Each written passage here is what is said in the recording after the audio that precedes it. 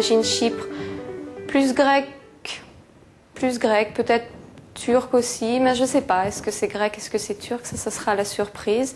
J'imagine Nicosie avec ces deux communautés, même si elles sont divisées, j'imagine qu'il y a quand même une entente, un échange constant. J'imagine voir des monuments historiques très intéressants, très impressionnants.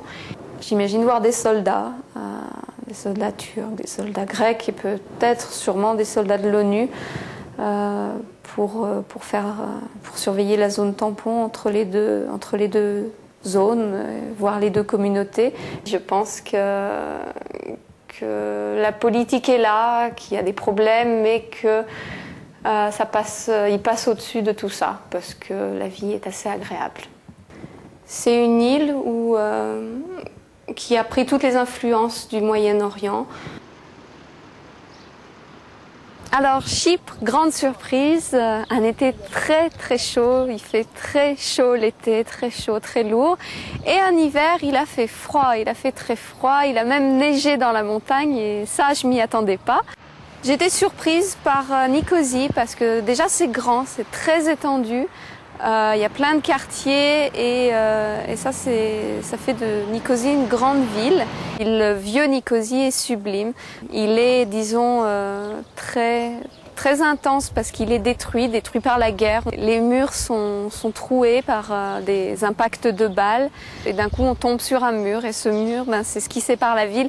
Et ça c'est impressionnant, surtout pour moi, française, qui n'a plus cette notion de frontière parce qu'on passe en Espagne aussi facilement que l'on va dans une autre ville française. Et là, d'un coup, on peut plus passer, ou si on passe, on est obligé de montrer son passeport. Et immédiatement, on a la pression politique, pression sociale. Et ça, c'est très, très impressionnant. On prend un coup au début, on se dit tiens, tout va bien, on est à Nicosie et d'un coup on fait face à ce mur, à cette tragédie historique et là c'est un impact, ça c'est très fort. Hein. Personnellement, ça a été une grande expérience pour moi à Nicosie pour ça. Quand on marche le long du mur, il y a des postes et donc entre deux maisons délabrées, il y a des postes militaires avec des barbelés, des vieux tonneaux rouillés, bleus et blancs aux couleurs de la Grèce, du drapeau grec et le silence, ces rues sombres, ces maisons éventrées. Et ça, c'est très très fort.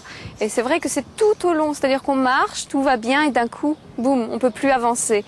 Et c'est cette notion de ne plus pouvoir avancer qui est triste, qui est tragique et qui nous fait prendre conscience qu'on n'est pas dans une ville vraiment où tout va bien, ou même si les Chypriotes grecs ont tendance à vivre comme tel, c'est-à-dire dans un milieu social assez aisé, où on sort, on va beaucoup au restaurant, on reste en famille. Et pourtant, dès qu'on marche, le passé historique nous rattrape très rapidement. Et ça, c'est très, très impressionnant. C'est très fort. Hein.